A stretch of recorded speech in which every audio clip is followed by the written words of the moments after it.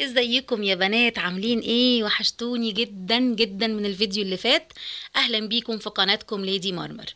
النهارده معانا فيديو جديد ومفاجأة حلوة جدا. احنا النهارده معانا قناة رورو بلس. ده اللوجو بتاع القناة بتاعت رورو. قناة رورو قناة حلوة جدا مميزة بصراحة، بتقدم حاجات حلوة جدا.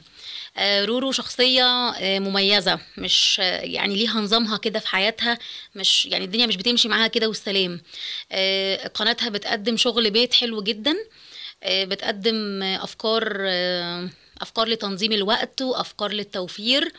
بتقدم لكم من جوه المطبخ حاجات حلوة قوي، وعندها تكات صعيدية ممتازة.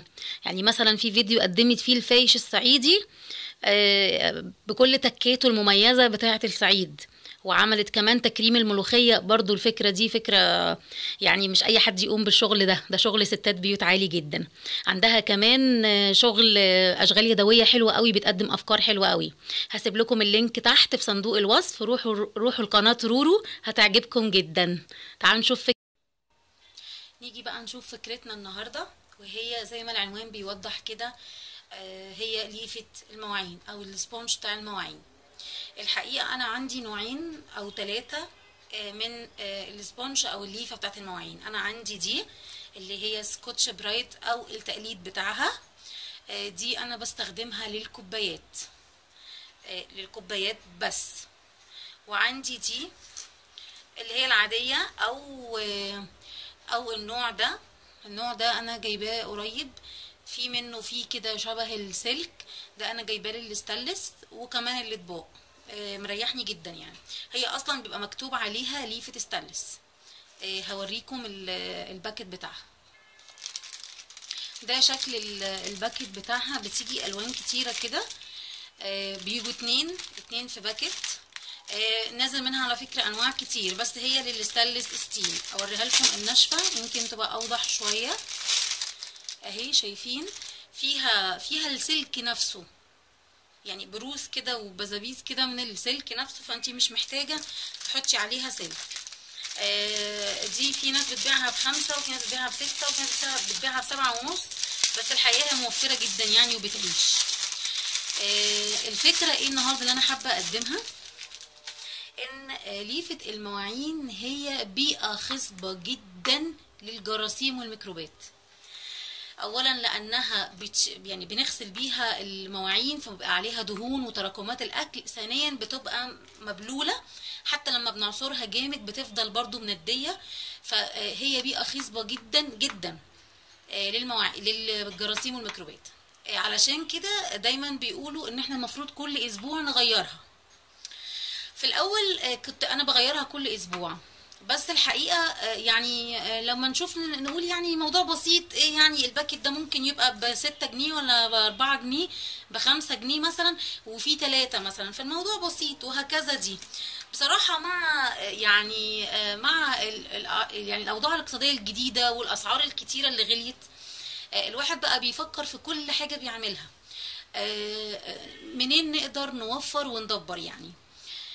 انا كنت بعمل حاجه، كنت اول ما بتخلص من الليفه دي بالذات بعد اسبوع كنت باخدها للتواليت انضف بيها في التواليت.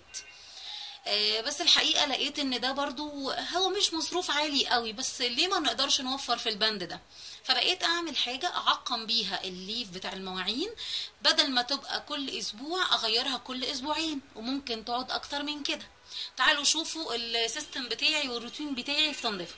مبدئيا دي لغسيل الازايز الضيقه او ازايز الميه. انا كمان بحط اللبن في ازايز، فلازم تتغسل كويس.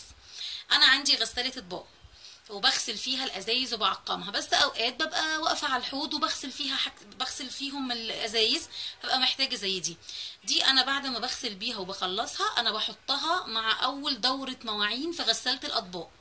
اللي عندها غسالة الاطباق هتفهم قوي قصدي. غسالة الاطباق بتغسل المواعين على ميه سخنه جدا، انت كمان ايدك ما تتحملهاش، فبتعقم الحاجه جدا.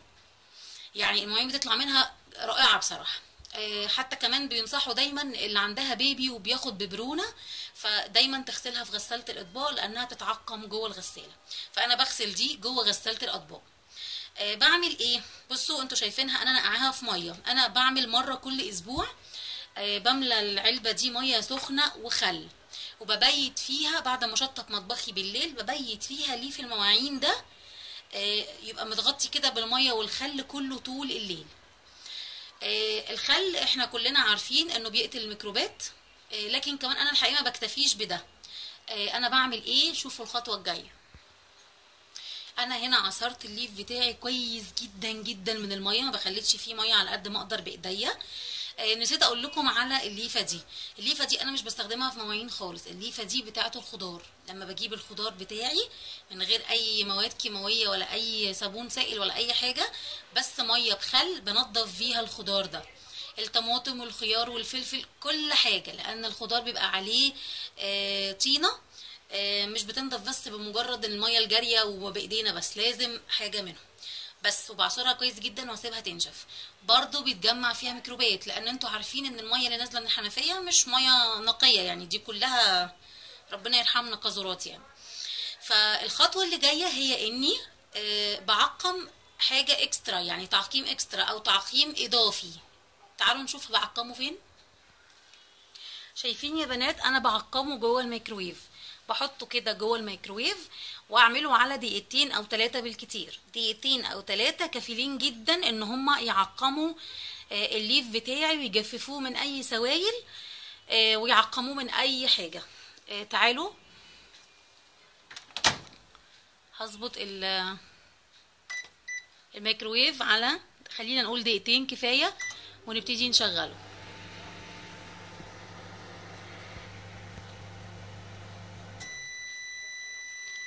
كده خلاص الدقيقتين خلصوا.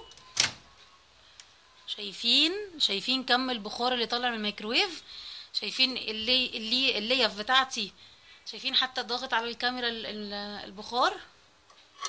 كم التعقيم اللي جوه الليف. عايزه اقول لكم يعني انا بستخدمها وانا ضميري مرتاح جدا جدا. هطلعهم واحطهم كده هنا يتهووا كمان من السخونيه بتاعه الميكرويف.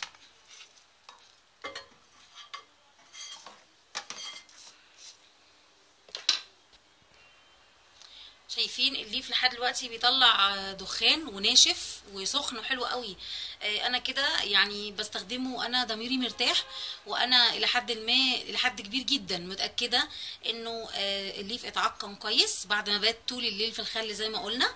ودي ببيتها، ودي بديها دوره غسيل مع الغسيل العادي، المواعين بتاعتي العادي في غساله الاطباق. وبكده قدمت